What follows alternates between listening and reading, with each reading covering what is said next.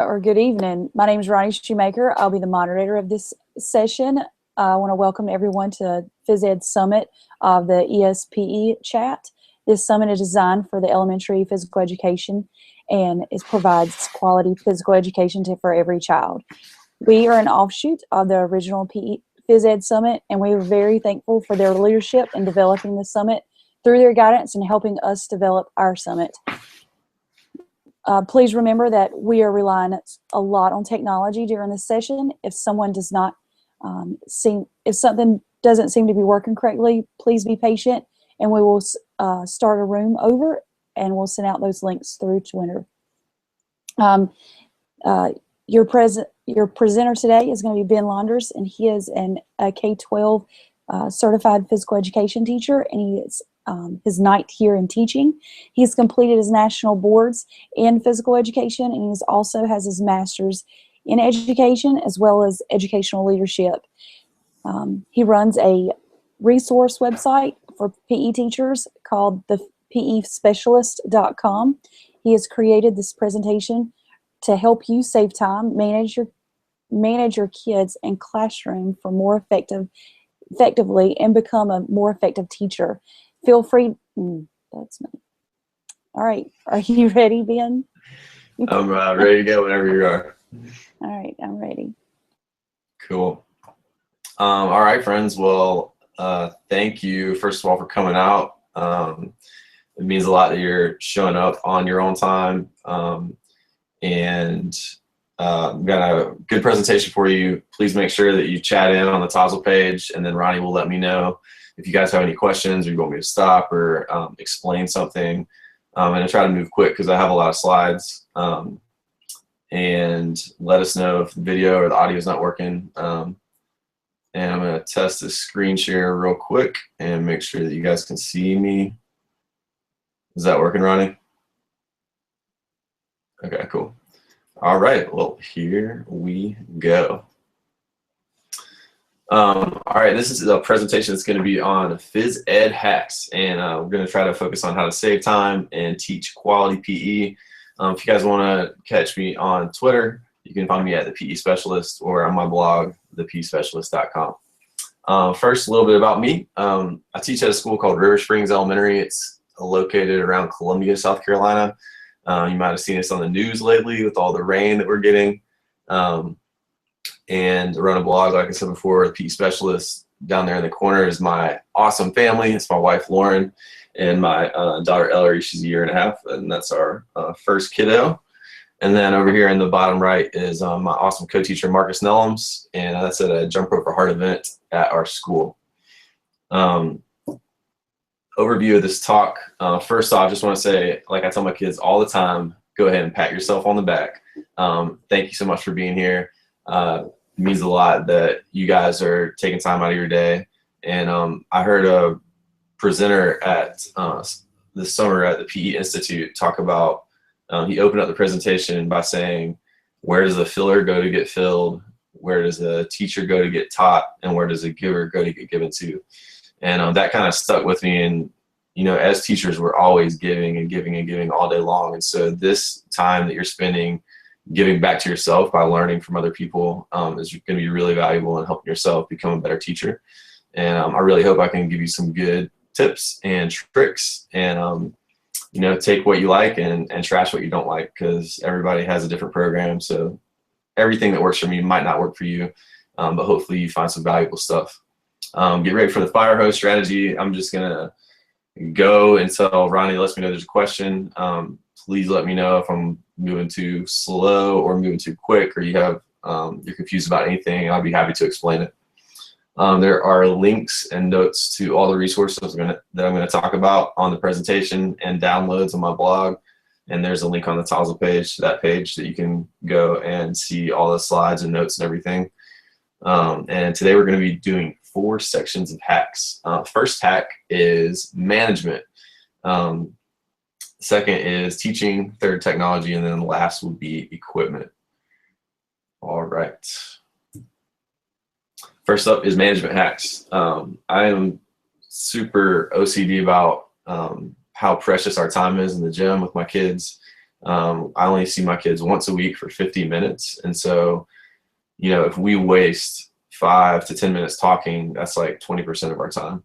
And so my kids know that we do not waste time in PE. And one way that we do that is I've developed a lot of routines and systems that kind of automate the things that are going on in the class. And that way the kids end up taking more responsibility for their learning. And that allows me to be a better teacher because I'm getting more feedback or doing more assessing or doing more direct teaching. This is a quote that I talk to my kids a lot about, and it is, I can give you the keys to success, but you have to open the door yourself. And a lot of the times when my kids are not doing what I would want them to do or behaving like I'd want them to behave, I'll tell them that quote and I'll say, guys, I can give you the keys to success, but you have to open the door yourself. And then I ask somebody to explain that quote to me. And we talk about that across all subjects. It doesn't matter how good your teacher is. They could be the best teacher in the world. But if you're not willing to take that information and take responsibility for it and use it for yourself, it's not going to help you. And so that's a great quote that you can talk to your kids about if you realize that they are not opening that door themselves with the keys that you're giving them. So first up, we have stopping signal. And what I used to do with this is I've always used music as a strategy. When the kids are moving, we always have the music on. And when the kids should stop, I always turn the music off. And then I would just say freeze. But then I went to a conference and J.D. Hughes, the author of the book No Standing Around in My Gym and a ton of other books, his stopping signal was 1, 2, 3. And then his kids all say, huh, and then they drop down to one knee and put their equipment on the ground. And I was like, wow, that's really cool. So I went back to school and I practiced that, and it works a lot better because when you stop the music and you say freeze, it doesn't give the kids any warning. But when you give the 1, 2, 3, then they hear the music stop and then they hear you count to 3. And so then by the time everybody's ready to freeze, they all freeze at the same time. So that's worked really well for me. And I want to show you a quick video of that right here so you guys can see how it works.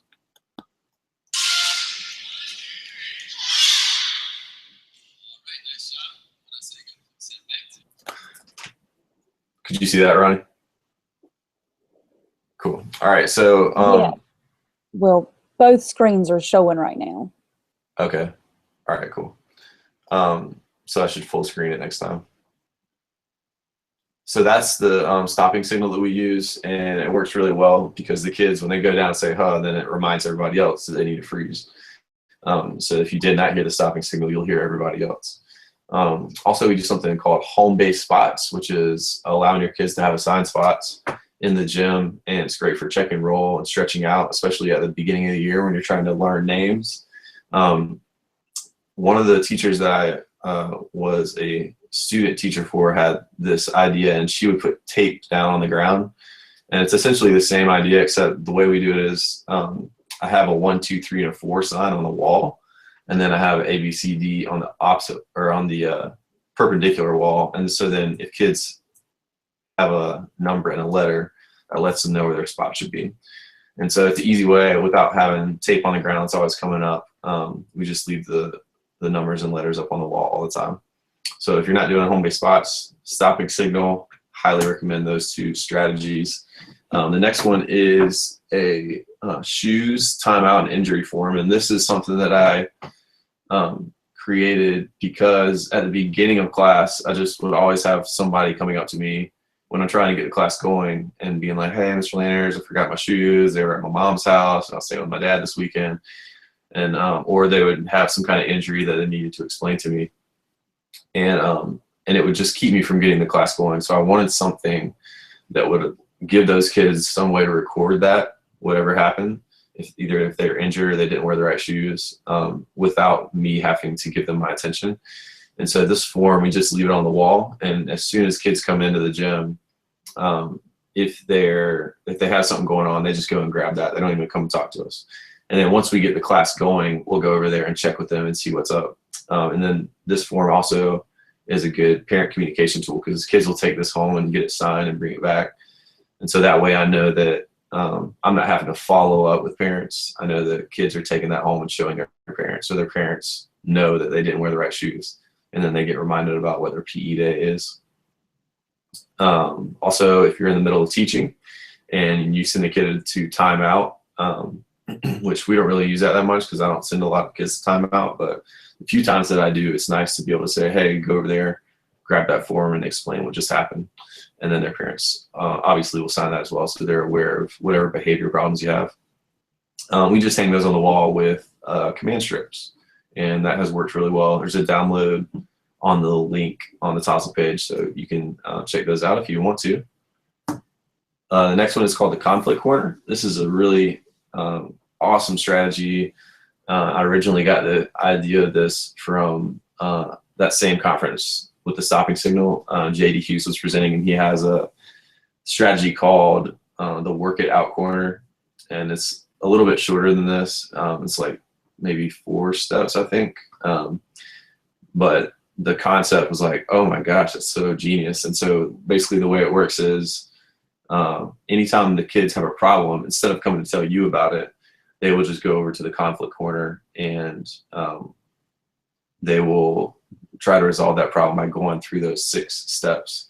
The first one is hands out, palms up, because there's a lot of research about body language and how that affects the way that you feel and your emotions. And so if you open your hands up, that's a good way to relax and approach a problem without being stressed out. And then explain the problem and listen to each other, and then try to brainstorm a solution together. And so if, like, say a kid broke a rule during a game, before I had the conflict corner, what would happen is that kid would see them breaking a rule. They would come and run up to me and say, hey, Mr. Landers, I just saw them break this rule. And then I would call that person over, and then I would walk them through this conflict resolution in front of me. And then it would take like 3 minutes, and then they would get back into the game. And with this, they just do the exact same thing, but they don't need a teacher. They just do it on their own. So anytime a kid comes up to me and tells me something that they saw that's wrong, I immediately say, did you go to the conflict corner yet? And if they haven't, then the rule is they have to go try to solve it on their own. So once again, you're building that self-responsibility and trying to help kids take responsibility for themselves. Any questions about that? Yeah, Ben, what do you do with kindergarten and first graders with this conflict corner? Yeah, so first grade, we introduce it in first grade. I only have kindergarten for 25 minutes, so my whole kindergarten curriculum is a little bit modified from everything else that I do. But with first grade, they do it the same exact way as 5th graders, and then they even, like, sometimes you'll see 2 first grade kids like pointing to the sad face or the frowny face, and so it's a great way for them to learn to resolve conflicts. And if they get to the end and they can't resolve it, then they come get me and I'll help them. But that almost never happens, because usually it's not an issue that takes a genius to resolve. It's just, you broke a rule, you stepped over the line. Oh, I'm sorry, I'll try not to do it again. And then they say, okay, and then they get back in the game. But with kindergarten, I don't do this. With kindergarten, I'm just like, we have 25 minutes twice a week, and they walk in the door and we're moving the whole time, and I'm just trying to keep everybody moving, keep everybody from getting hurt, and keep everybody from crying. So we don't do conflict corner with kindergarten. Any other questions? No. Okay. If you saw your kids more often, I think you probably could use this with kindergarten. I feel like I'm always trying to catch up with kindergarten and teaching them content, and so I never find time to fit it in. But if you saw your kids more often, I think it would be fine to use this with kindergarten. All right. Yes, next one is called the Good Sportsmanship Code. This is just a way to reinforce good sportsmanship in the gym. An ounce of prevention is worth a pound of cure. And that's something I really realized in my first few years of teaching, was if I didn't address anything about sportsmanship before we played a game, a lot of times I would have problems with people being sore losers, or people bragging about winning a game or rubbing it in somebody's face. But then with that same class, if I took about 2 minutes and we talked about the importance of using good sportsmanship and the purpose of playing a game, like, why are we really doing this? Is anybody in here getting paid to play this game? Are you guys professional sports players? Oh, no? Okay, well, what's the purpose? And then we would talk about how if you win, if you lose, it's not really that big of a deal. Sure, you want to try to win. And then during the game, you'll see the good sportsmanship. It's kind of like, oh, if you teach it, that makes sense. The kids learn it. So prevention is huge for sportsmanship, and I try to always mention that before a game or after a game, especially with K1, even modeling what good sportsmanship looks like.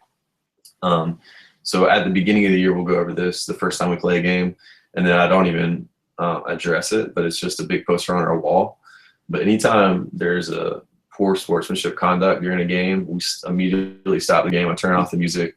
Doesn't matter what we're doing, and we all walk over here, and the kids will put their hand on their heart and put one hand in the air like Pledge of Allegiance, and then we all repeat the sportsmanship code together. And it's just been a really easy way for me to remind them quickly about what's important. And good sportsmanship is probably the most important rule that we have in our program, at least. Any questions about good sportsmanship code?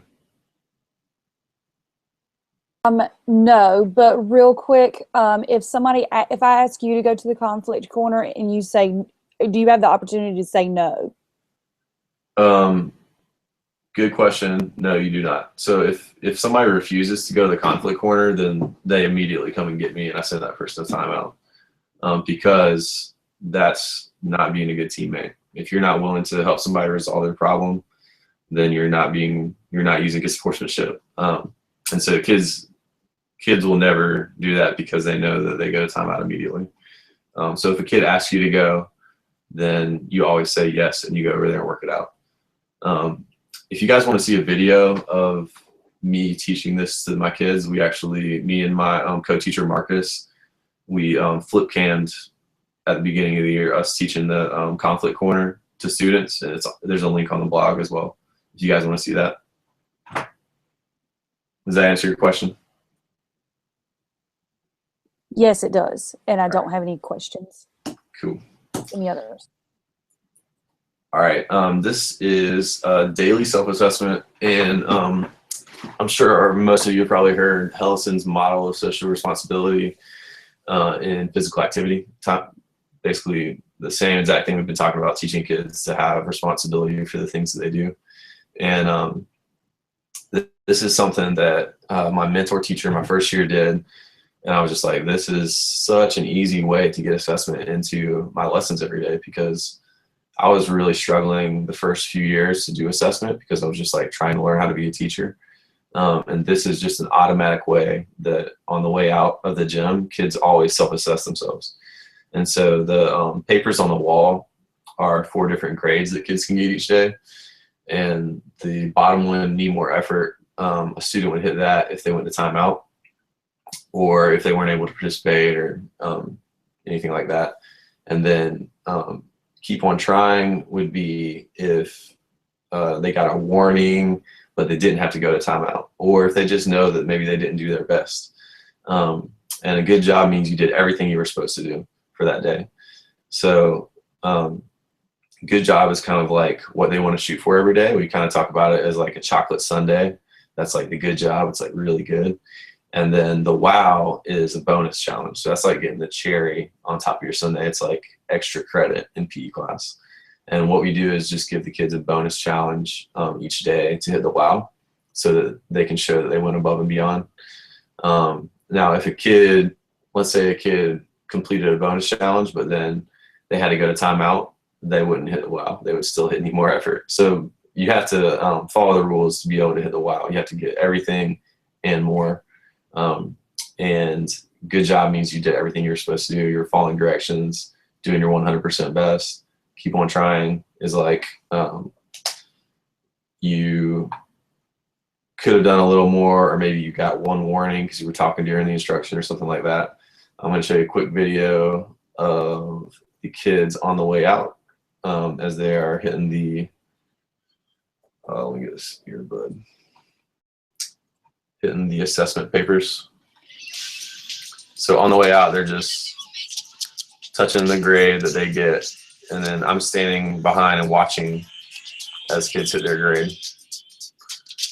And so if you see a student and they're on the way out of the gym and they hit a wow, but you know that you had to give them a warning or they went timeout, that's a great opportunity for you to talk to that student so that they're aware of where they stand in your class. And also it works the flip side. Like sometimes I'll see some of my best students keep on trying, and I'm like, hey, come here for a second. Like, why did you hit that? And then they're like, well, I just didn't feel like I wasn't very good at shooting basketball or something like that. That was just totally out of their control. And that's a great opportunity for you to realize, hey, or to talk to that kid about, that's not what this is about. Like, this is about doing your best, following the directions, and giving it everything you have so that you can get your personal best. Doesn't mean you're going to be the best in the class of what we're doing. It's about getting personal improvement. So that's an awesome thing. We do it every day at the end of every class. Once again, I don't do this with kindergarten just because they just got to school. It's like hard for them to walk in a straight line. So I give them 1 year to get used to being in school before we implement this. I do it with first through fifth. Those papers are also downloaded. There's a free download on the link on the Tozzle page as well. Any questions about that one? Yeah, can you show any examples of bonus challenges? Yeah, so let's say like we're doing throwing right now. So I had an activity where students were doing a partner toss. And so the bonus challenge for that day, I think it was with second grade, was they were going to go with their partner. They walked to a line with the ball, and then they took 5 steps back from the line, and they did an underhand toss, and they tried to toss it back and forth from that distance 6 times in a row. And if they tossed it 6 times, they would jog a lap, and then they would come back and do it again. So the bonus challenge was if you were able to toss the ball back and forth 6 times in a row. So it's usually something that's not like so far out of reach that only one student's going to be able to do it. I try to set kids up for success. But it's also, not every kid is able to do that. So it is extra. And then sometimes when we play a game, the team that wins can hit the wow because they were able to use teamwork effectively.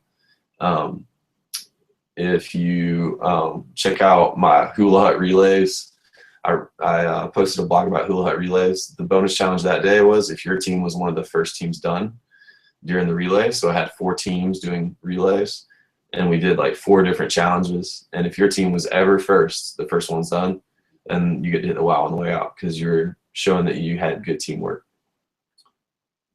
Any other questions about that? We've got one. It says, if you notice someone who needs more effort, how do you modify your teaching for the child? And what do you do with the information when they're telling you if they've done a good job or not? Well, I'm keeping track of this on my roll sheet. So throughout the day, if I give a student a warning, like if they're talking during instruction and I said, hey, strike 1, don't talk while I'm talking, I record that on my roll sheet. So then when students are lining up, I've got my roll and I'm like, all right, John and Sarah better keep on trying because I know that I had to give them a warning. And then I'm also recording students that if I was able to record the skill assessment that we were doing that day, I'm not always recording skills, but some days we're doing a legitimate skill assessment and that's how they can hit the wow. Or if we did a pacer test and maybe the wow level, like for a pacer was 15 laps, then I know the students that are able to hit the wow. And then for need more effort, that means the student went to timeout. So I've got my role. If a student had to go to timeout, I know who that is. And I don't know if that answered your question. How do I modify the teaching? Anytime a student goes to timeout, we have a little heart-to-heart about their performance and what they need to change. And I might modify my teaching by showing that student some extra attention or giving them some positive feedback they need to feel more successful. So I guess that would be a way I would modify it, if that answers the question. I'm not sure.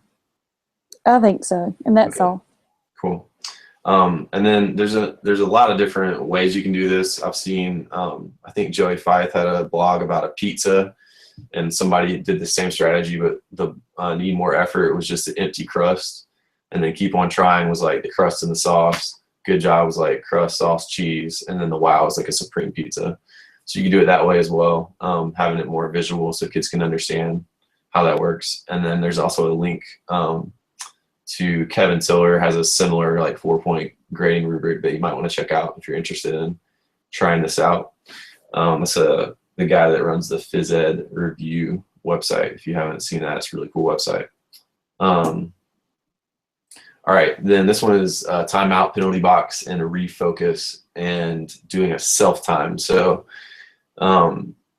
this is a really cool strategy that you can use by either putting an iPad or a stopwatch in your like timeout area, wherever that is.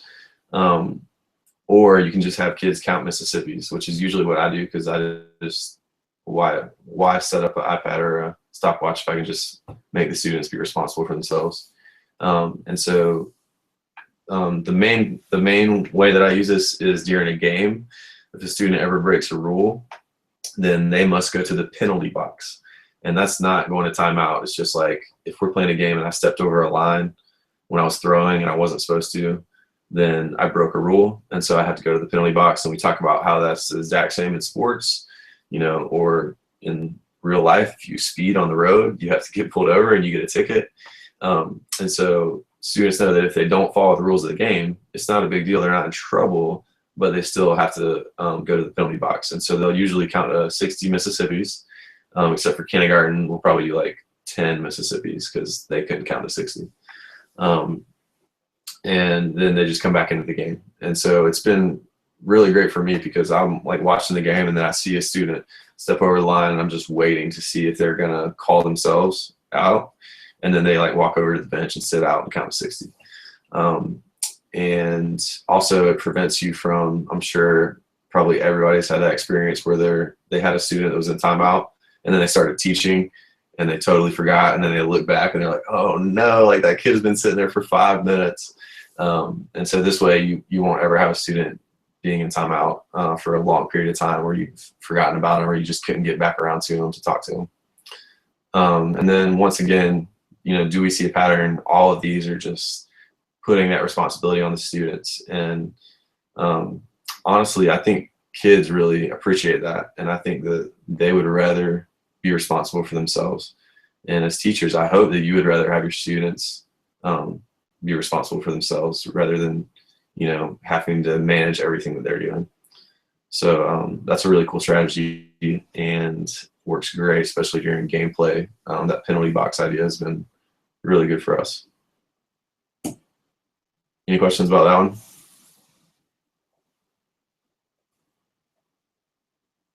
No.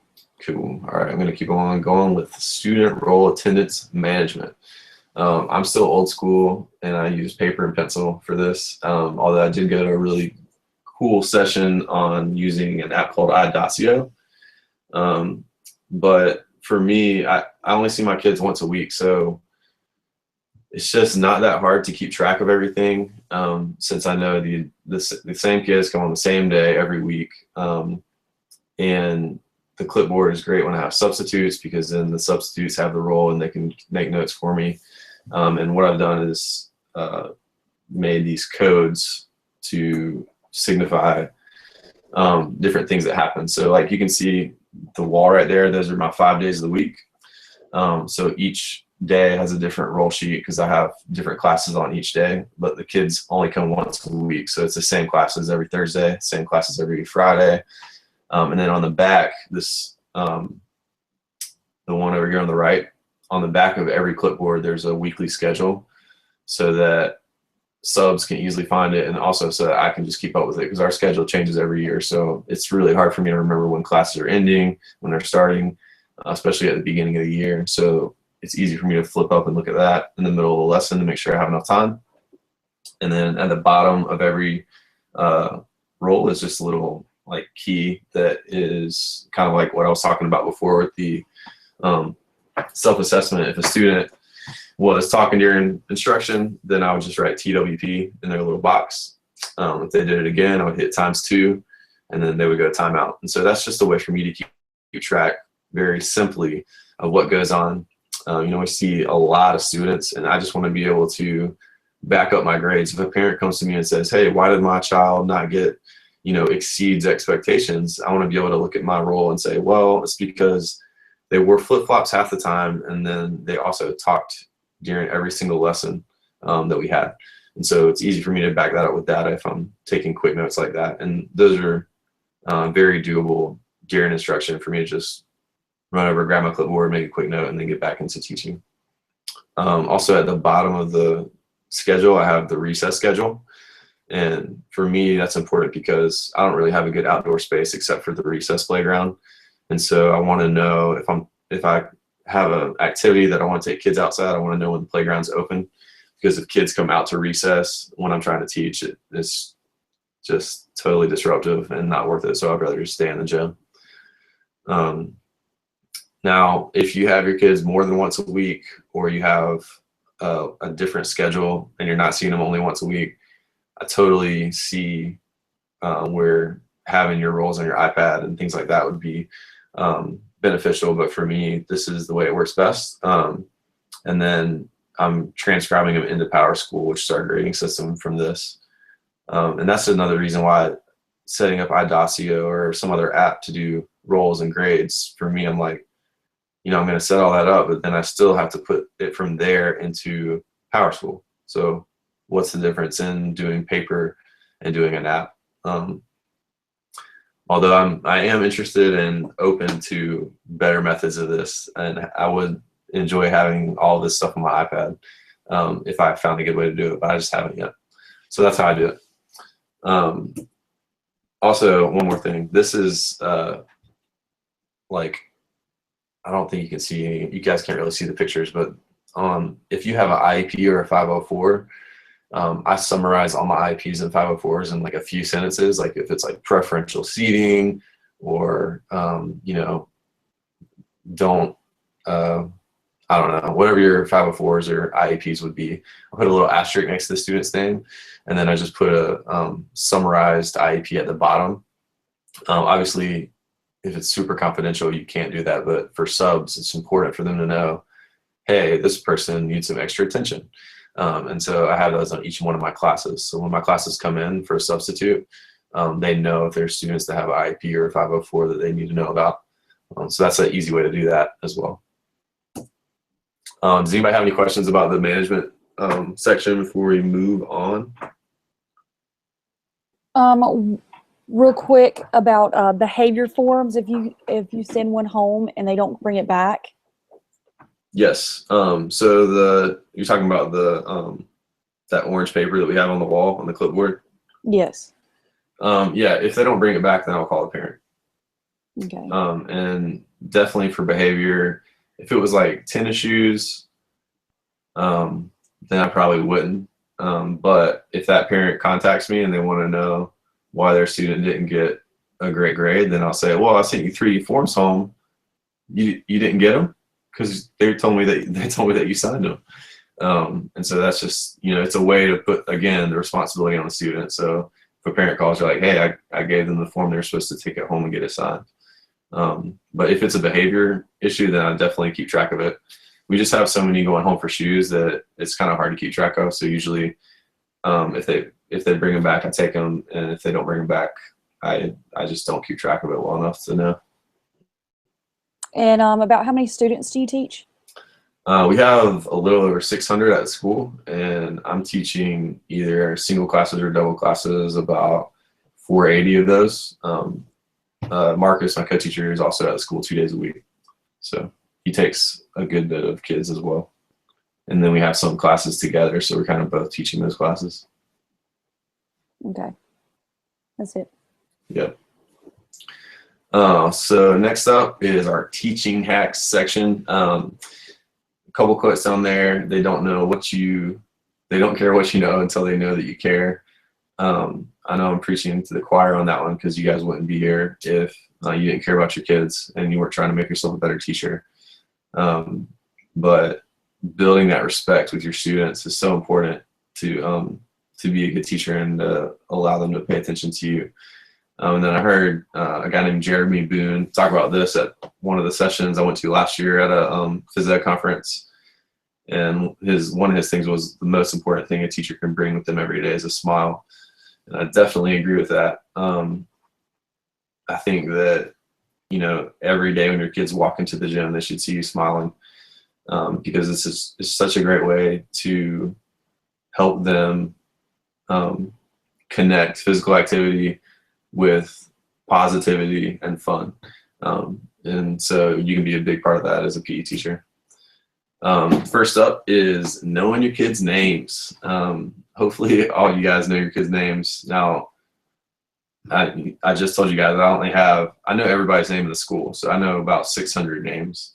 I heard some people at one of the conferences yesterday saying they have 100 kids in a class, and so that just kind of blows my mind. And I think you should try to know their names, but totally get it if you're in one of those situations where it's like just not possible.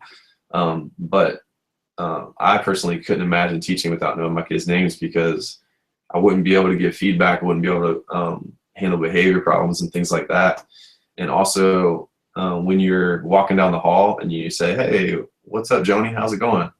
Then that really makes that student feel special because you know their name. When I'm at morning duty in the car line and I'm opening doors for kids as they're getting out of their parents' cars, and then I call them by name, their parents are kind of like, "Whoa, like he knows everybody's names. That's awesome."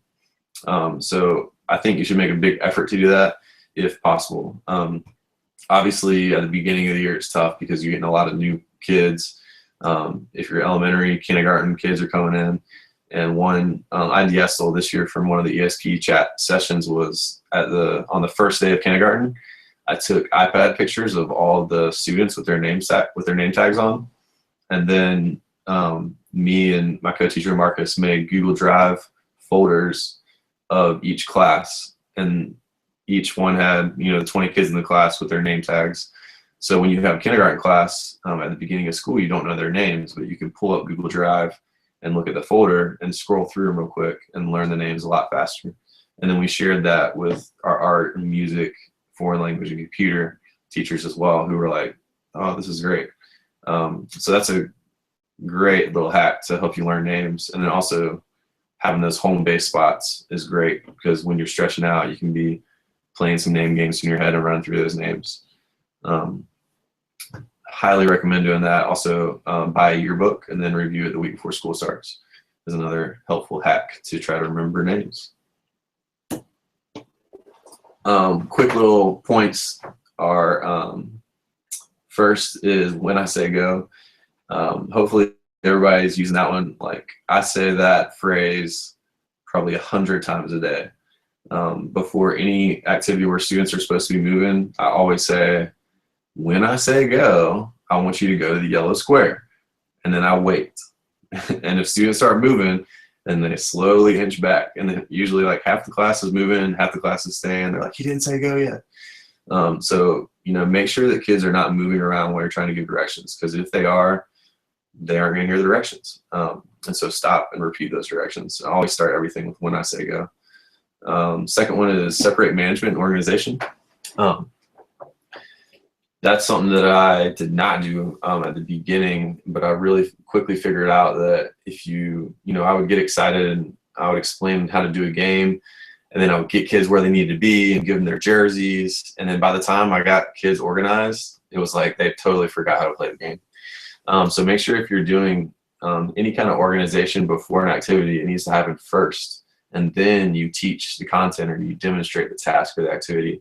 And then as soon as you get done demonstrating, you hit play on your iPod, and then the kids start.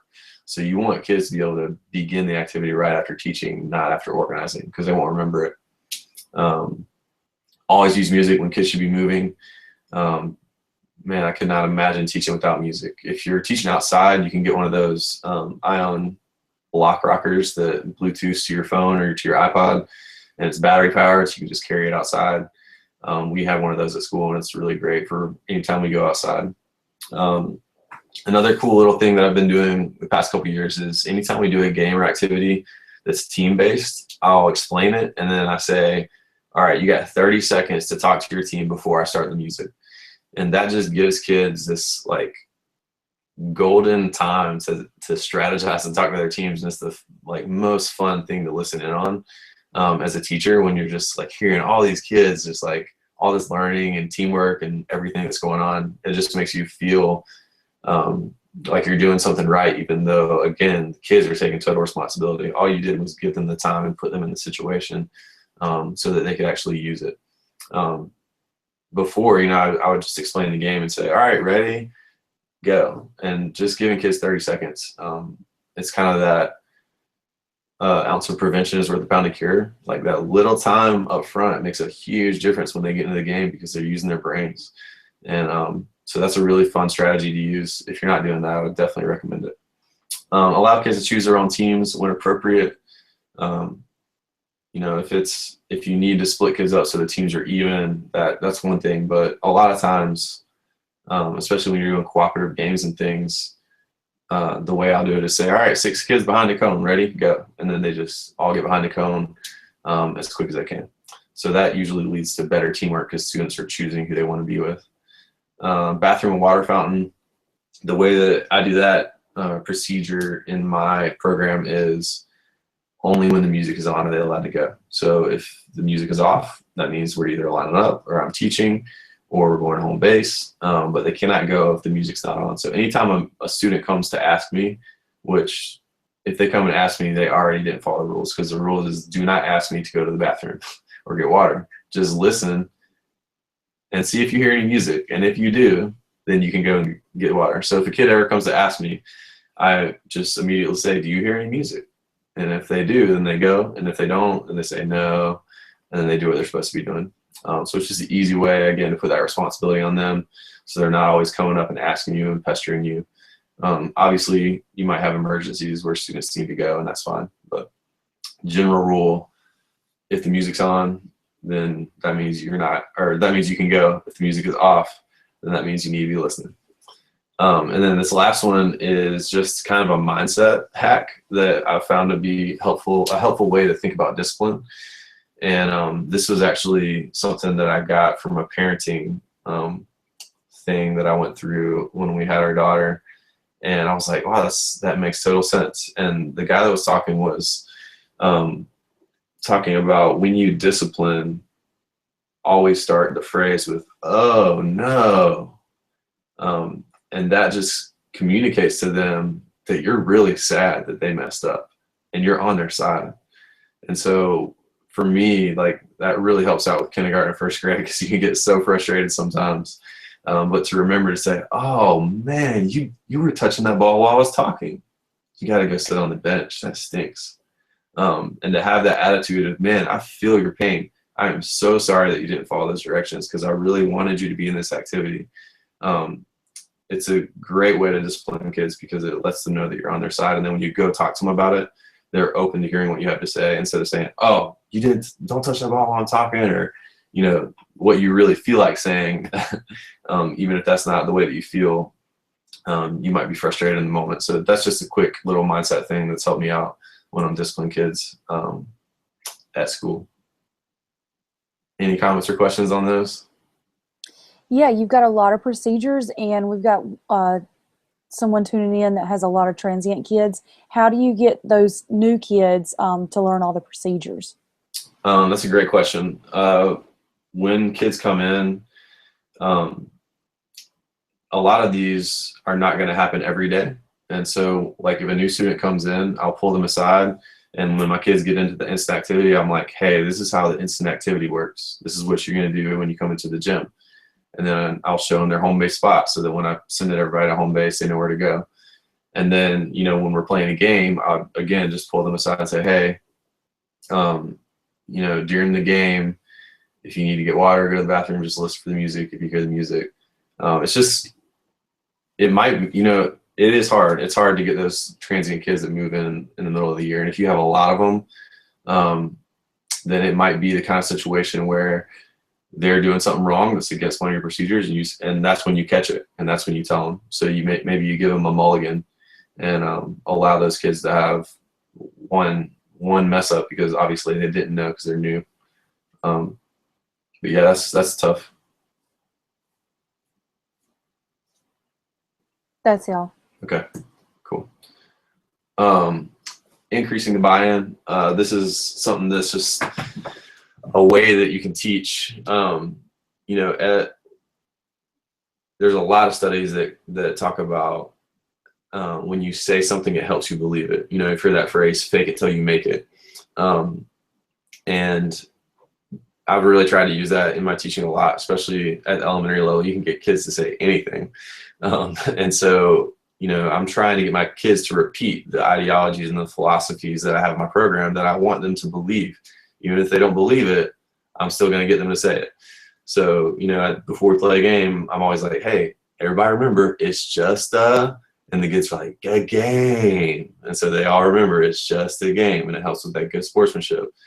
And before we start jumping rope or hula hooping with kindergarten, first grade, I always say, everybody put your hand on your heart and say, I will not give up. And then the kids all say it. And so anytime you can get kids to repeat things back to you, I think is going to increase the buy-in. And it's also just going to help them remember, oh yeah, I won't ever learn this if I don't give up. And it is just a game. And those things that as teachers, we've seen it so many times. So it seems so common sense to us. And it's so frustrating when kids might not like realize it's just a game, but they're only 5 years old. And so we have to help them out.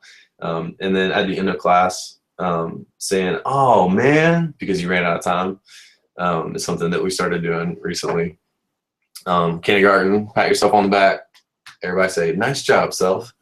So all those little confidence builders are great ways to increase buy-in, increase confidence, and just help kids have a good time, and also to help yourself laugh throughout the day and have fun as you're teaching. So with kindergarten, I was talking about kind of having a modified curriculum. We don't do conflict corner. We don't do self-assessment. Every single day when kindergartners come into the gym, I ask them these 3 questions. I say, when the teacher's talking, what are you doing? And then the kids all say, listening. And I say, if you have something to say, what should you do? And they all say, raise your hand. And then I say, keep your hands and feet to, and they all say, yourself. And so every day, the entire year, that's how we start class. And that's really helped with them remembering. Once again, they say it, it helps them process it, it helps them believe it. So that's a great way, especially with kindergarten and first grade, to review those rules. And man, I'm running out of time. Gotta go quick. Lead by example. It's a little hypocritical to ask kids to lead a healthy lifestyle, use patience, and admit when they're wrong if you're not doing the same. I try to take any opportunity I can to admit when I messed up in class. If you're teaching something and you say, all right, everybody do this, ready, go, and everybody does the wrong thing, then that's your fault. So like bring everybody back in and say, man, I did not explain that very good. I'm so sorry. This is what I should have said. And so, we mess up all the time as teachers, and it goes a long way for students if you can admit that to them in front of the whole class and use it as a teaching point to lead by example. There's some great quotes to check out from some awesome people. And then I'll quickly go through these equipment hacks because we're getting pretty close to 9 o'clock. So with equipment stuff, what you really need to do is just think like MacGyver. Any problem can be solved with a little ingenuity. So first thing is volleyball nets. I found myself like almost never using the volleyball nets because they were such a pain to set up and roll out the standards. And then I saw somebody that had the net like hanging on a bag on the wall. And then there's a little hook like this that you see in the picture. And they just like pulled it out of the bag and stretched it across on a bungee cord and hooked it onto another hook. It was like 2-minute setup. And so I just went and bought some anchors, screwed them into my walls, and actually one net is not long enough to go all the way across. And so I took 2 nets, I zip tied them together, and so I have those in a bag. So anytime I want to use the volleyball nets, I just pull them out, hook up the bungee onto the hook, and then stretch it across the gym. And it takes about 2 minutes to set it up, and I can quickly take it down. So that's a great, easy way to set up volleyball nets. Not enough batting tees. There's lots of different things you can do. You can do like make your own with PVC pipe, use a comb. That one in the middle, we had a batting tee that went bad on the bottom, but the top of it was still working. So we just duct taped the comb and stuck the top down in there for the batting tee. Storage solutions. Like when I got the job at my gym, everything was in either cardboard boxes or like this little like milk crate thing in the middle, which is so frustrating to me because there's so much space back there on the shelf that you're just not using. And so I'm slowly in the process of getting bigger containers that are clear so you can see what's in them, that take up the entire shelf space, hanging stuff on the wall, organizing. You can spend hours on Pinterest looking at different ways to organize stuff. For our height and weight, we do a little paper shield when we're doing the weight for the kids so that they have a little bit of privacy, and so kids aren't trying to peek in and see how much they weigh. I've also seen people set up gymnastics mats as like a barrier when they're doing their weight. We don't do that because it seems like you're making a little bit too big of a deal out of it. And we don't want our kids to be like too self-conscious. So this has worked really well for us. Wall stops. These are the wall stops that we have in our gym up here, that number 4. And then I also have some of these. This is actually a picture off of Kevin Tiller's website again. These are called shop tickets or dry erase holders, and they're great station sign holders. You can get the portrait version like that, or you can also get a landscape kind that holds it like the one that I have the picture of up there. And so that's a great way to do station signs. You can just either put them on a comb or throw a command strip up on the wall and hang it on the command strip. Gator ball repair, that duct tape is one of my pictures. That's how I've repaired the gator balls when they started to rip, because they're like so expensive. I don't want to have to buy new ones. And then I got on the bottom, Kevin Tiller actually has a video of how to repair it with super glue, taking an old ball that's already messed up beyond repair and cutting a little circle and then super gluing it on top. I thought that was a pretty great idea. So you should definitely go check that video out if you want to try that out. If you don't have any money, you can many times find a lot of different alternatives on Amazon that are really cheap, or you can like make your own. So I think balance beams, if you buy a balance beam, I want to say it's like $500 or something. But I mean, this 2x4 balance beam, I didn't look it up, but it can't cost more than $25 to make. And then, you know, the Toxic River with the 5-gallon buckets, you can make your own stomp boards, peg boards. I made a little box for my TV to protect it. We have a big flat screen TV in the gym that has a little plexiglass front. You can make your own hurdles and soccer goals. You can pretty much make most of the equipment that we have. Some of it's not worth it. So, you know, you want to price it out and then just do a little searching on Dr. Google and see what you can find. But there's usually lots of different ways to be creative with equipment and find some ways to make your own stuff.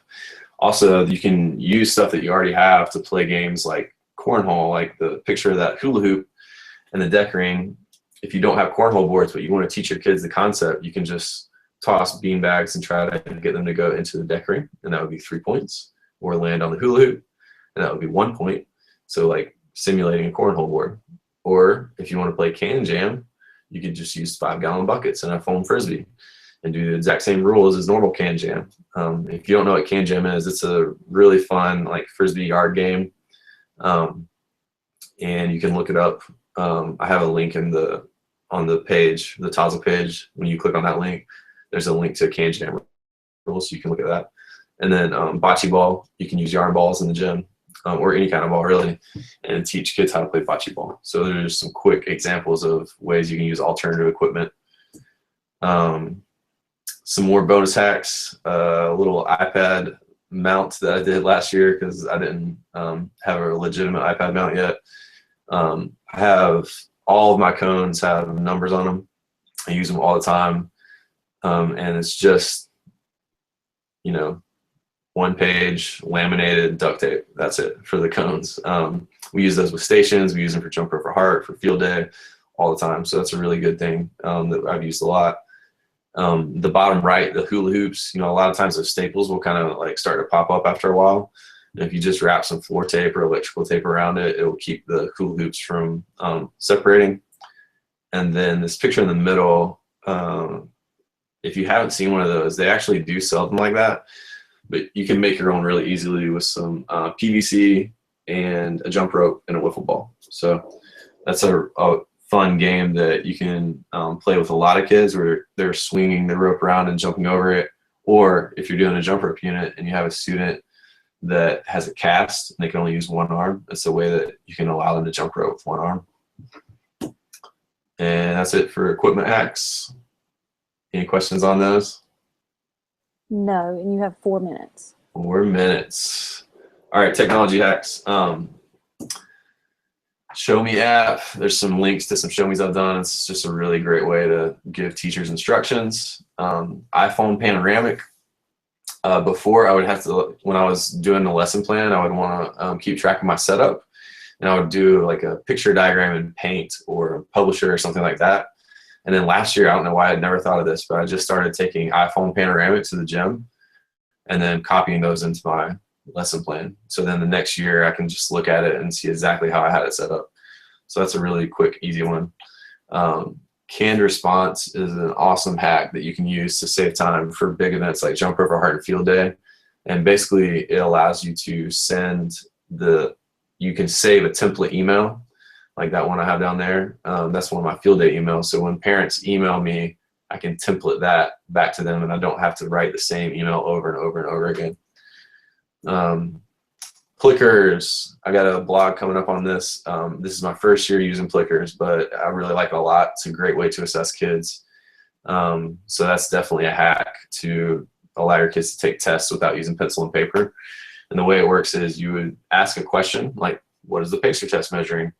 And the kids have these little cards, and then you scan them with your iPad, and it is really quick and easy, and it records all the answers for you. So stay tuned for more info on that one. Also, you can Google around and find some great instructions on Plickers. Bluetooth streaming.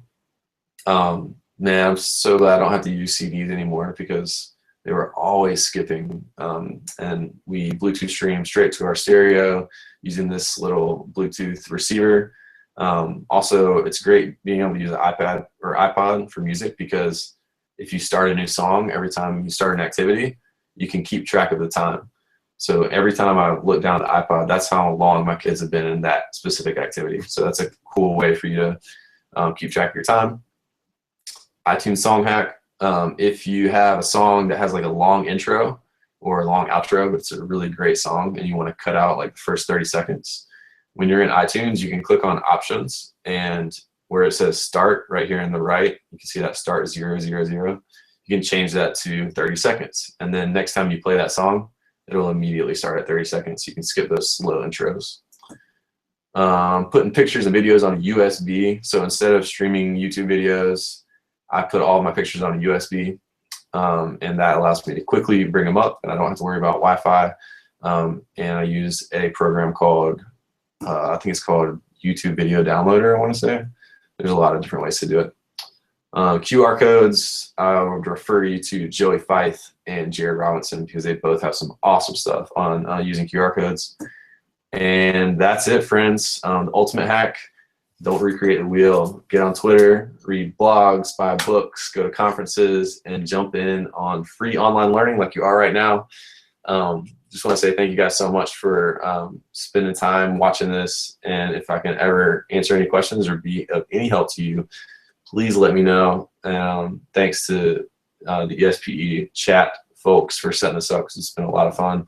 And also for Ronnie, thank you for moderating and keeping us on track. That's it. Thank you, Ben. I've got one question before you leave. Okay. It was asked earlier in the presentation, what kind of assessments do you use, or what kind of assessment forms do you use for your skills? For skills, usually I'm doing a 1, 2, 3 assessment because our grades are unable to meet progressing towards and meet expectations. And so this is actually the first year that we've done standards-based report cards, and we're piloting it right now. And so for like kindergarten, first and second grade, I have 6 specific standards that I will be assessing them on that will actually go on their report card home to their parents. So like my second grade kids, on their report card, it's going to say is able to throw a ball overhand and hit a wall 30 feet away. And then it's going to say either meets, unable to meet, or progressing towards. And so that's the kind of assessments that I'm usually doing as far as skills assessments. Is, you know, I'm either doing like a check or assessing like 2 or 3 cues and recording those on my roll, either as a station or as a whole class. It really just depends on the situation. You know, jump rope assessment is real easy. You just start the timer and see who can jump rope the longest, or if they can make it to a 30-second increment. And then some other times it might just be I'm letting the kids play a game and I'm doing teacher observation. So it really just depends. We try to make it as no pressure as possible for the kids, so that we just want them to have fun playing a game, and we want to be able to see where their skills are at during the game. Anything else? No, that's it. You've got a lot of positive feedback coming at you, and I'll just wrap this up. And I just want to say thank you for everyone for attending, and thank you, Ben, for such a great presentation. You've had a lot of great information in that last hour.